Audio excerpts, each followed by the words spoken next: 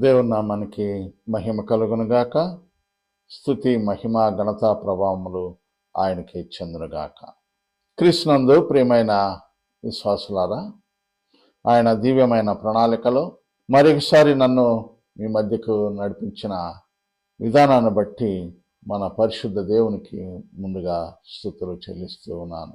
అదే రీతిగా ఈ యొక్క కొలకలూరి ఫౌండేషన్స్ వారి ఆల్ఫా ఒమేగా ఛానల్ ద్వారా ఆయన జీవము గల వాక్యాన్ని వింటున్న మీ అందరికీ మన ప్రభువును రక్షకుడునైన యేసుక్రీస్తు నామమున శుభాభివందనాలు తెలియచేస్తూ ఉన్నాను.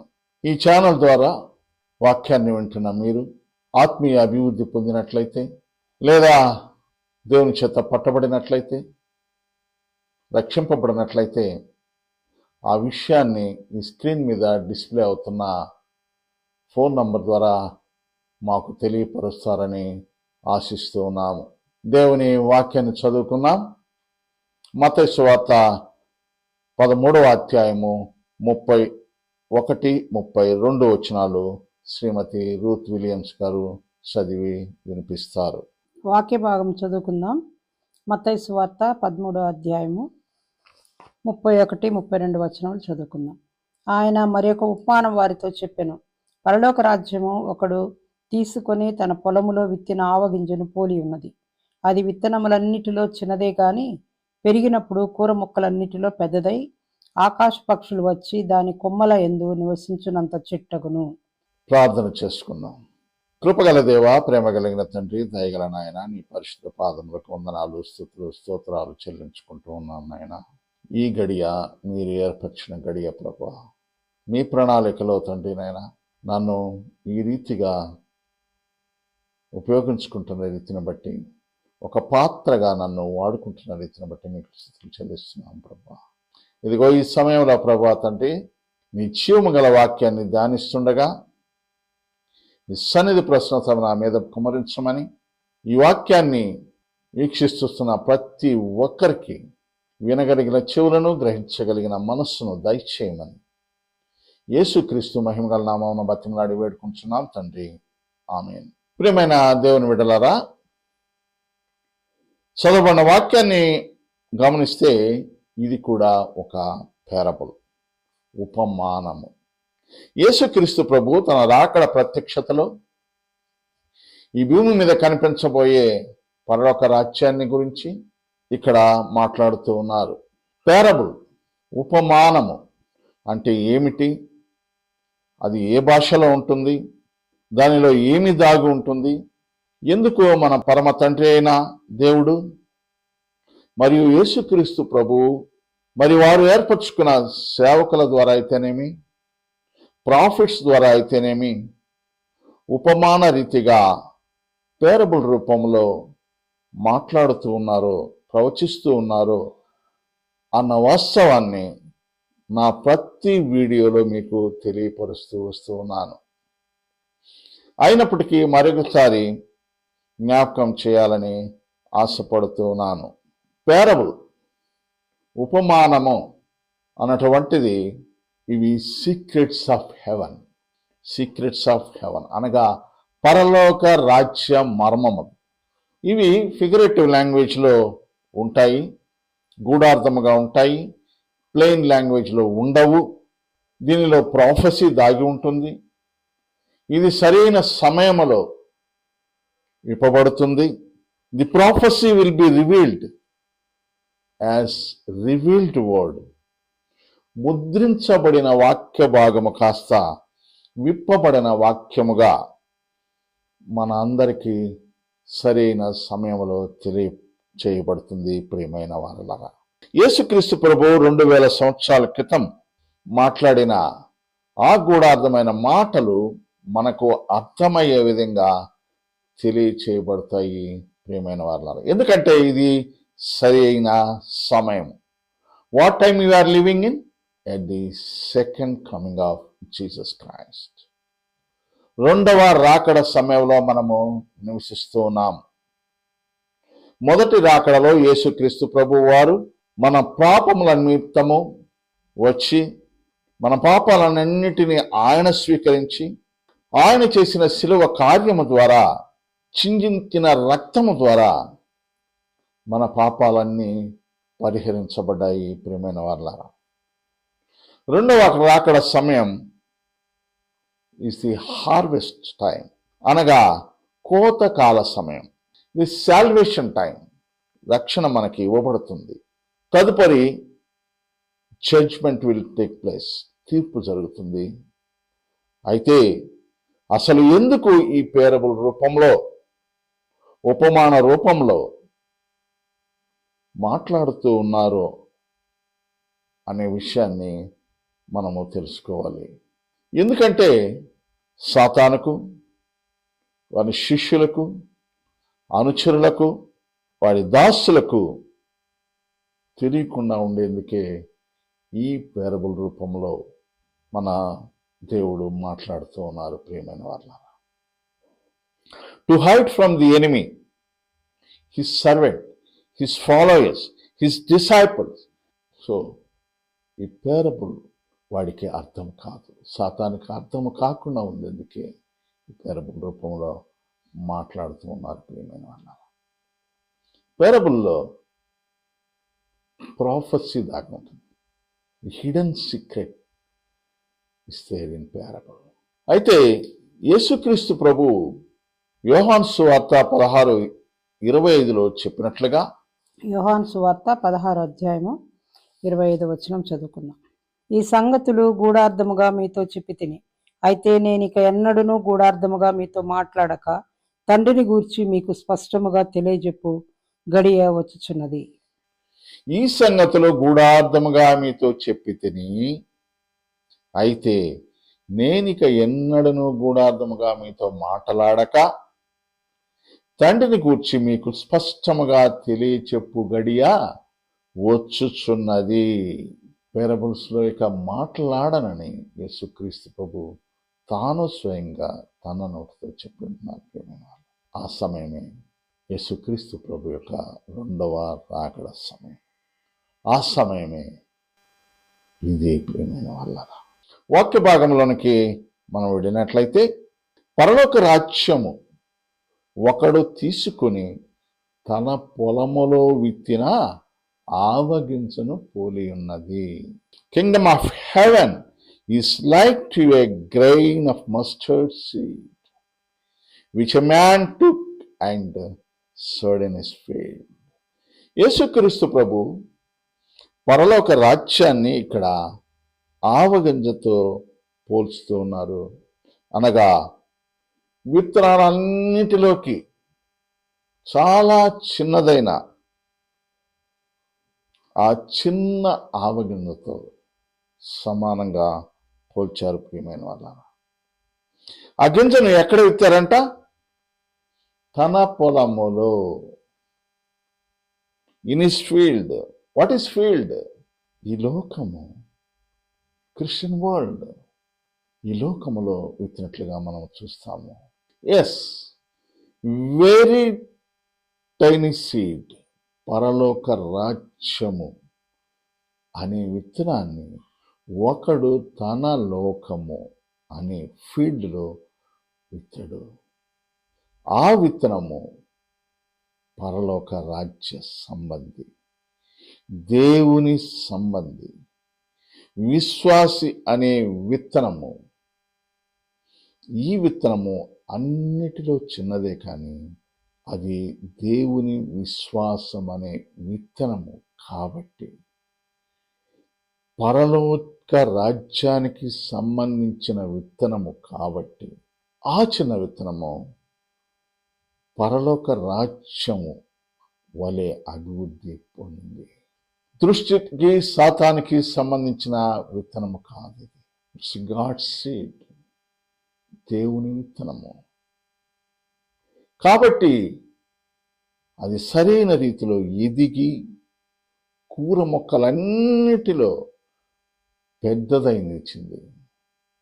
Yes, it is grown up as the greatest of all among the herbs.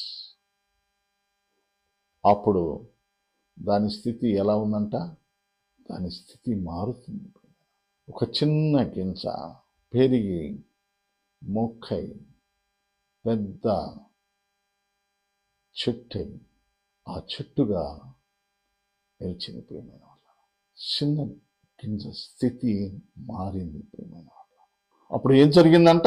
ఆకాశ పక్షులు వచ్చి ఆ చెట్టు కొమ్మల యందు నివసించదగినంత పెద్ద చెట్టుగా నిలిచింది. ప్రియమైన వాళ్ళ, అంతగా అభివృద్ధి పొందింది ఆ చిన్న ఆవగింజ. అవును, ఒక విశ్వాసిగా నీవు పరలోక సంబంధిగా ఈ లోకములో వీతపడినప్పుడు ఆ చిన్న గింజ మొలకెత్తి దాని స్థితి మారినట్లుగా, అది పెరిగినట్లుగా, a small tiny seed transforms into an astonishing tree with roots, a trunk, limbs and branches. ఆ చిన్న గింజ పెద్దదై బలమైన వేళ్ళు కలిగి మంచి కాండం కలిగి కొమ్మలతో ఆకులతో పెరిగి అనేక ఆకాశ పక్షులకు ఆశ్రయాన్ని ఇచ్చట్లుగా మనము చూస్తాము.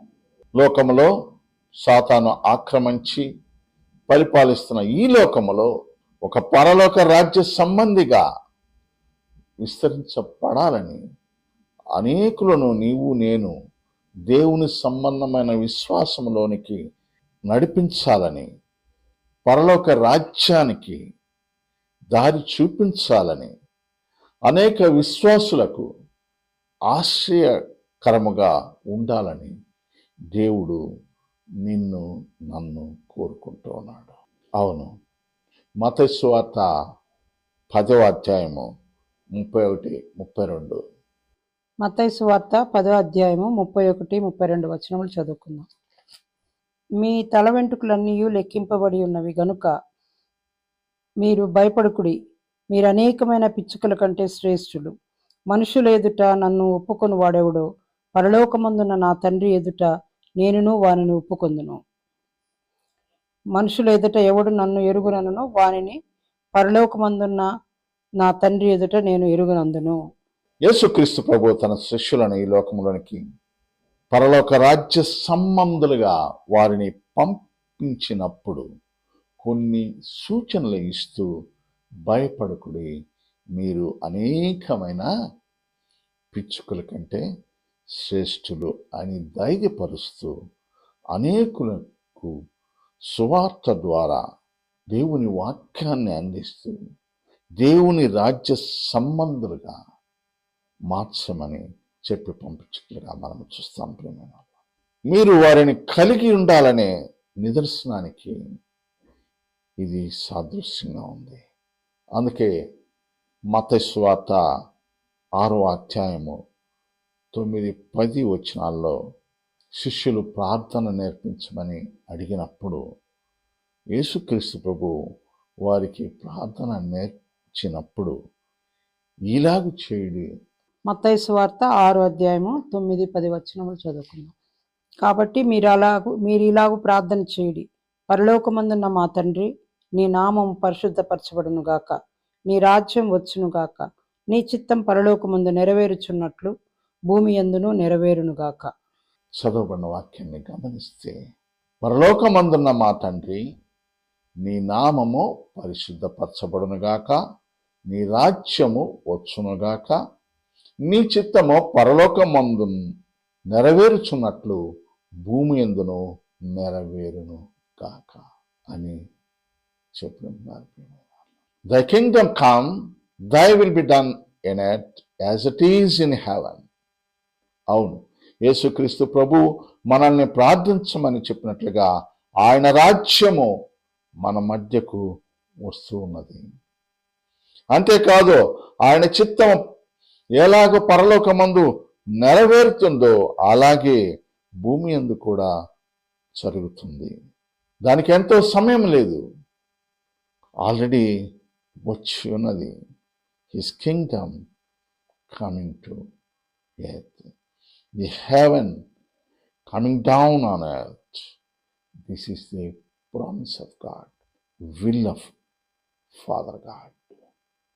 దేవుని ఆజ్ఞను అతిక్రమించి పాపము చేసిన ఆదాము ద్వారా ఈ లోకము, ఈ ప్రపంచము పాపంలో పడిపోయినప్పుడు ఈ పాప ప్రపంచములో పరిశుద్ధుడైన దేవుడు ఉండలేడు. కాబట్టి దేవుడు తాను సృష్టించిన మానవునితో ఎల్లప్పుడూ సహవసించాలని కోరుకున్నప్పటికీ తప్పక ఈ లోకాన్ని విడిచిపెట్టి తన లోకానికి వెళ్ళిపోవలసి వచ్చింది. తద్వారా ఈ లోకము పూర్తిగా సాతాను అధీనంలోకి వెళ్ళిపోయింది. అయినప్పటికీ దేవుడు ఎప్పటికప్పుడు ఆశపడుతూ ప్రతి ఎరాలో కూడా, ప్రతి సమయంలో కూడా, ప్రతి కాలంలో కూడా ఆయా భక్తుల ద్వారా తన ప్రజలతో నిబంధన చేసుకుంటూ వచ్చాడు. అయితే మానవుడు ఎప్పటికప్పుడు దేవునికి ఎదురు తిరుగుతూ మెడ వంచని జనాంగంగా మారి ఎంతమంది నాయకులను, న్యాయాధిపతులను, ప్రవచనకర్తలను, ఆఖరికి తన ఒక్కగానొక్క కుమారుని పంపించినప్పటికీ పాపముతో నిండిన మానవుని చేయి దేవుని చేతిని అందుకోలేకపోయింది.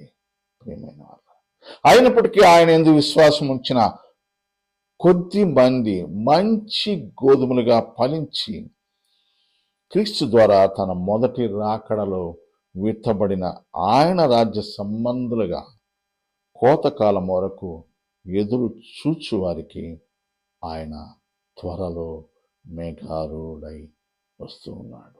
మత్తయి సువార్త 13వ అధ్యాయము 41, 42 మరియు మత్తయి సువార్త 13వ అధ్యాయం 49, 50 వచనాలు శ్రీమతి రూత్ విలియమ్స్ గారు చదివి వినిపిస్తారు.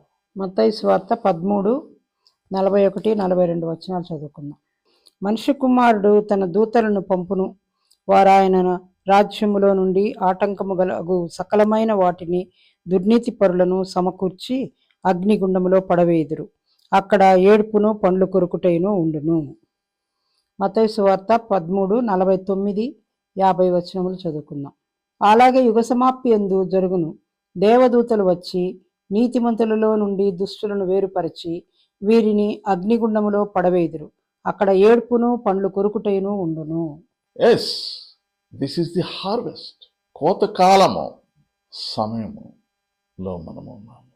కోతకాలం సమయంలో మనం ఉన్నాము. హార్వెస్ట్లో మనం ఉన్నాము. ప్రియ సహోదరి సహోదరుడా, దేవుడు కోరుకున్నట్లు నేను హార్వెస్ట్కి అనగా కోతకాలానికి సిద్ధంగా ఉన్నామా? ప్రకటన గ్రంథం ఆల్మోస్ట్ ఆల్ 18 అధ్యాయాలు నెరవేర్చబడినట్టుగా మనం చూస్తున్నాం. ఫుల్ఫిల్ అయిపోయాయి. Waiting for his Kingdom of heaven and earth. The Kingdom of haven త్వరలో మన మధ్యకు రాబోతున్నది. త్వరలో ఆయన రాజ్యము మన మధ్యకు రాబోతున్నది. ఆయన రాజ్యములో ఆయనతో కూడా సహవించుటకు సిద్ధపాటు కలిగి ఉన్నావా? సమయం లేదు. నిన్ను నన్ను ఆయన అంగీకరించుటకు సంసిద్ధంగా లేకపోతే గురుగులకు పట్టిన గతి మనకి కూడా పడుతుంది. కాబట్టి ఈ సమయంలో మనల్ని మనము పరిశీలించుకోవాలా, పరీక్షించుకోవాలా. ఈ లోకములో విత్తబడిన పరలోక రాజ్య సంబంధిగా ఉన్నావా? ఉంటే నీవు నేను ఆశీర్వదించబడిన వారమే. ఎందుకంటే నీవు నేను కూడా కూర మొక్కలన్నిటిలో కంటే ఎదిగి ఒక పెద్ద చెట్టయి ఆకాశ పక్షులకు ఆశ్రయమైనట్లుగా నీవు నేను అనేక విశ్వాసులకు అనగా పరలోక సంబంధులను చేర్చుకున్నటకు ఆశ్రయపురముగా ఉండాలి ప్రియమైన వాళ్ళ. కాబట్టి మనల్ని మనము పరిశీలించుకోవాల్సిన సమయము ఆసన్నమైంది. సమయం లేదు. సమయాన్ని వృధా చేయవద్దు. ఈ సమయం కోతకాల సమయం. ఇప్పుడు నువ్వు సిద్ధంగా లేనట్లయితే మనకు ఏడ్పును పండ్లు కొరటికి సదాకాలము అగ్ని ఆరదు, పురుగు చావదు. మనమంతరము ఆయన రాకడ కోసం సిద్ధంగా ఉన్నాం. ఆయన త్వరలో వచ్చుచున్నాడు. ఆయన రాజ్యం వచ్చుచున్నది. ఆయన రాజ్యం కొరకు కనిపెట్టుకొని రాజ్యానికి ఆయనతో కూడా సహవసించుటకు యోగ్యత కలిగి మనము ఉందాము. మనల్ని మనము పరిశీలించుకొని మనల్ని మనము మార్చుకున్నాము. ఈ కొద్ది మాటలు దేవుడు దీవించి ఆశీర్వదించును గాక. మీకందరికీ మరొకసారి నా వందనాలు తెలియజేస్తున్నాను.